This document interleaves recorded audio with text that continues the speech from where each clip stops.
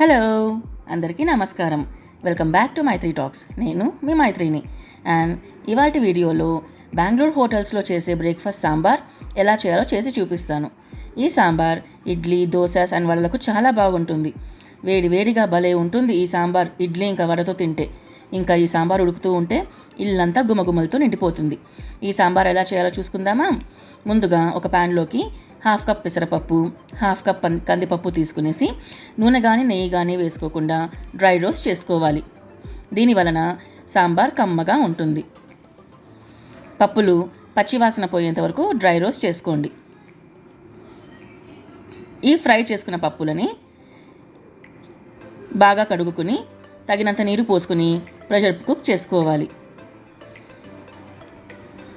ఇందులోకి చిటికెడు పసుపు కూడా వేసుకోవాలి. ఒక 4 to 5 విజిల్స్ వచ్చే వరకు ఉడికించుకోండి. అప్పుడే పప్పు బాగా మెత్తగా ఉడుకుతుంది. ఇప్పుడు సాంబార్కి కావాల్సినంత చింతపండు, అంటే సుమారు ఒక చిన్న నిమ్మకాయ అంత సైజు చింతపండు సరిపోతుంది. దీనిని బాగా కడిగి తగినంత వాటర్ పోసి నానబెట్టుకోండి. ఇక సాంబార్కి కావాల్సిన మసాలా ప్రిపేర్ చేసుకుందాము. దీనికోసం ముందుగా 2 టీ స్పూన్స్ ఆయిల్ వేసుకుని ప్యాన్లో అందులోకి 2 టీ స్పూన్ల మినప్పప్పు, 2 టీ స్పూన్ల పచ్చిశనగపప్పు వేసుకుని ఫ్రై చేసుకోండి. ఇవి కొద్దిగా గోల్డెన్ బ్రౌన్ కలర్ వచ్చాక 1/2 టీ స్పూన్ మెంతులు, 2 టీ స్పూన్ల జీలకర్ర కూడా వేసుకుని ఫ్రై చేసుకోండి.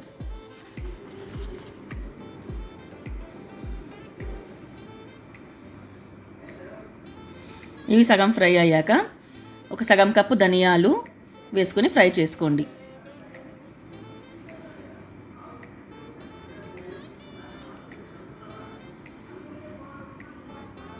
ఇప్పుడు ఒక 10 నుండి 15 ఎండుమిరపకాయలు కూడా తీసుకుని అవి కూడా వేసుకుని ఫ్రై చేసుకోండి.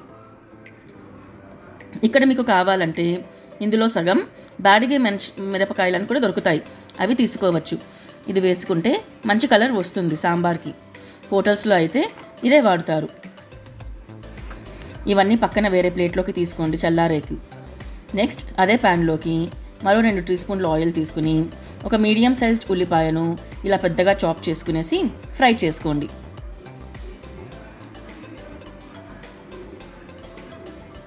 ఇందులోకి 2 రెమ్మల కరివేపాకు కూడా తీసుకుని ఫ్రై చేసుకోండి.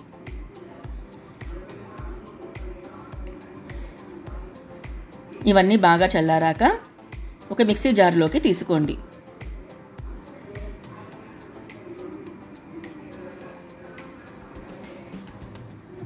ఇందులోకి ఎండు కొబ్బరి తురుముని తీసుకోవాలి. ఒక 3 టీ స్పూన్స్ తీసుకుంటున్నాను నేను ఇక్కడ. తర్వాత కొద్దిగా ఇంగువ కూడా వేసుకోండి. ఇవన్నీ కొద్దిగా నీళ్లు పోసుకొని మెత్తగా పేస్ట్ చేసుకోవాలి. ఈ లోపల మనకు పప్పు మెత్తగా ఉడికింటుంది. దీనిని నేను ఇలా కవ్వం సహాయంతో నున్నగా మ్యాష్ చేసుకుంటున్నాను. మీరు కావాలనుకుంటే ఈ పప్పుని మిక్సీ జార్లో కూడా వేసుకోవచ్చు. ఈ సాంబార్కి పప్పు చాలా మెత్తగా ఉండాలి. నెక్స్ట్ ఒక ప్యాన్లోకి 4 to 5 టీ స్పూన్స్ ఆయిల్ తీసుకుని అందులోకి 1 టీ స్పూన్ ఆవాలు వేసుకోండి. ఆవాలు చిటపటలాడాక ఒక 1/2 టీ స్పూన్ మెంతులు, 2 నుంచి 3 ఎండుమిర్చి, కొద్దిగా కరివేపాకు వేసుకోండి. ఇందులోకి సగం కప్పు సాంబార్ ఉల్లిపాయలు, ఒక చిన్న కప్పు నార్మల్ ఉల్లిపాయ కూడా తీసుకోండి. సాంబార్ ఉల్లిపాయలతోనే ఈ సాంబార్కి రుచి వస్తుంది బాగా. ఇందులోకి ఒక పెద్ద టమాటో నుండి కట్ చేసుకున్న టమాటో ముక్కలు కూడా వేసుకోవాలి. ఇవన్నీ బాగా ఫ్రై చేసుకోండి.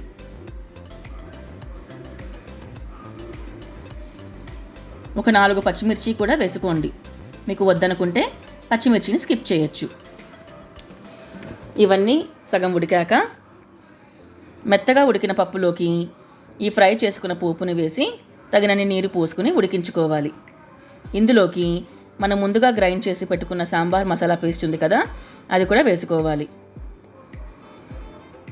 నీరు పోసి సాంబార్ కన్సిస్టెన్సీని అడ్జస్ట్ చేసుకోండి.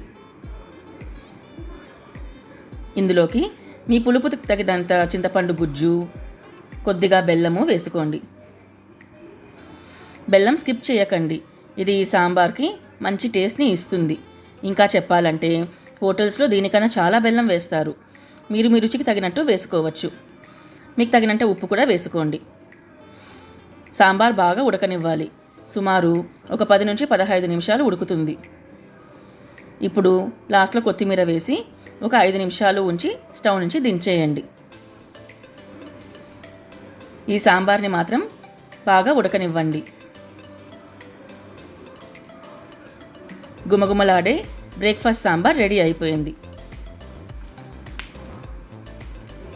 దీన్ని వేడివేడిగా ఇడ్లీలో కానీ దోశలో కానీ సర్వ్ చేయండి. వడ కూడా చాలా బాగుంటుంది. వీడియో నచ్చితే సాంబార్ ట్రై చేసి ఎలా కుదిరిందో కామెంట్స్లో చెప్పండి. Please like, share and subscribe to Maitri talks.